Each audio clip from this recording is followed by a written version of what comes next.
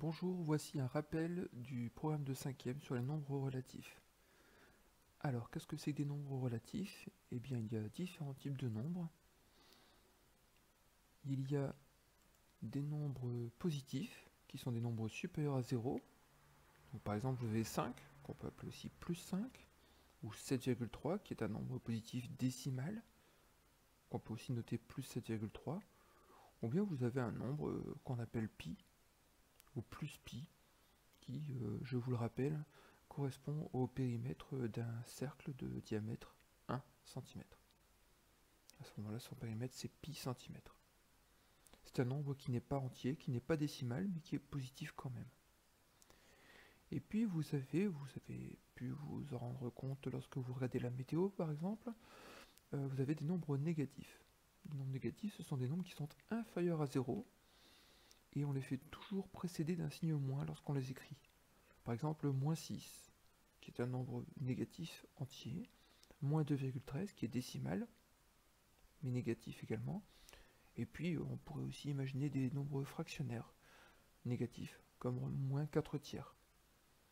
Donc on en voit aussi lorsqu'on travaille sur les altitudes.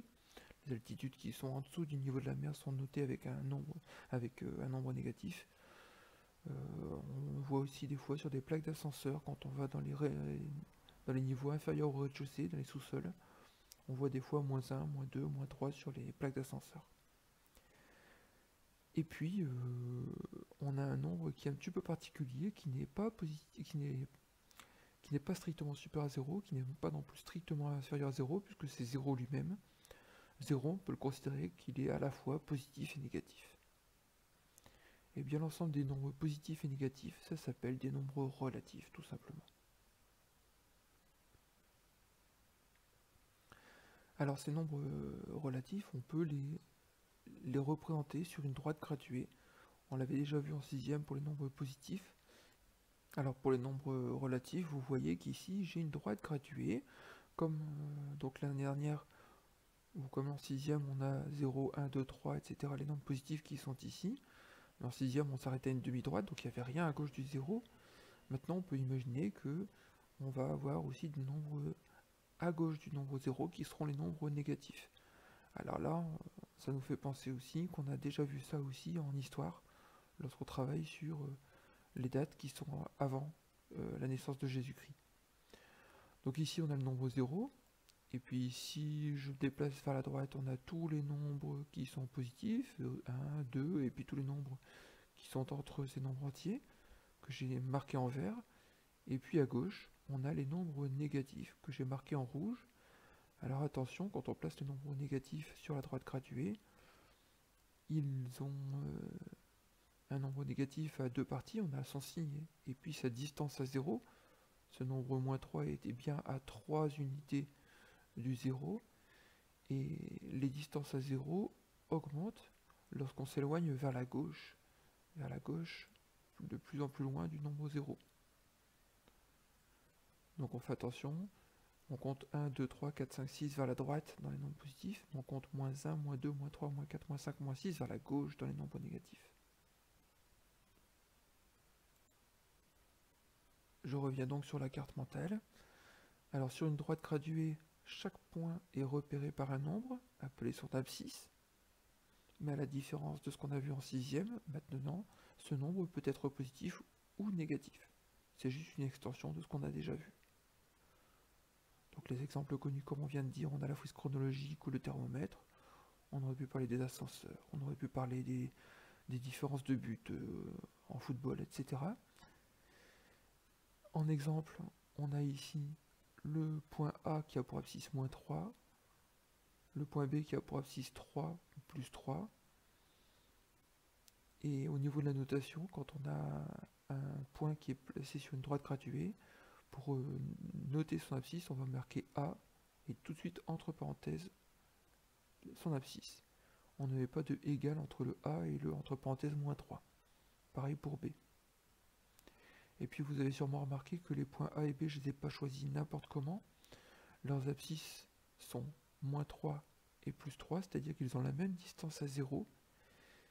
Et sur la droite graduée, on remarque que géométriquement, ils sont symétriques par rapport au point O.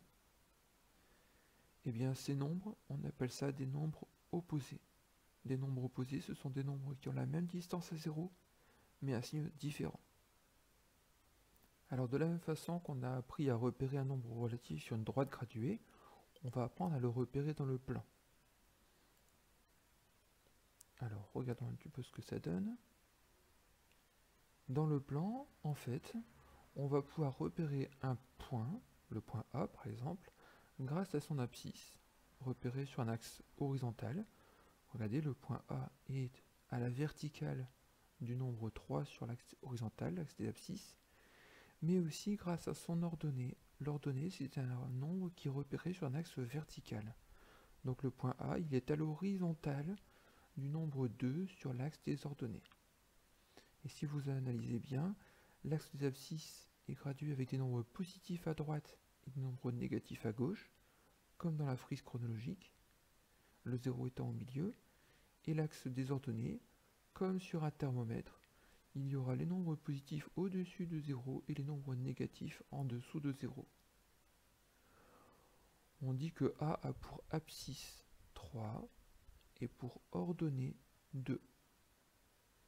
Il est absolument indispensable de faire attention à l'ordre de ces deux nombres. On met toujours l'abscisse d'abord, puis l'ordonnée. Sinon, on pourrait confondre deux points à chaque fois, puisque si je mets 3 en premier et 2 en deuxième position, je me place ici. Si j'avais mis 2 avant et 3 ensuite, j'aurais eu 2 sur l'axe des abscisses et 3 sur l'axe des ordonnées. C'est-à-dire que ce point aurait été ici. Donc ce n'est pas le même point. Cette abscisse et cette ordonnée, quand je les réunis comme ça entre parenthèses, on appelle ça les coordonnées du point A. Donc le point A de coordonnées 3, 2 est ici. Le point de coordonnées 2, 3 est là. Regardez, si je prends le point B, il est à la verticale du nombre moins 2, donc son abscisse est moins 2. Il est à l'horizontale du nombre 1, son ordonnée est 1.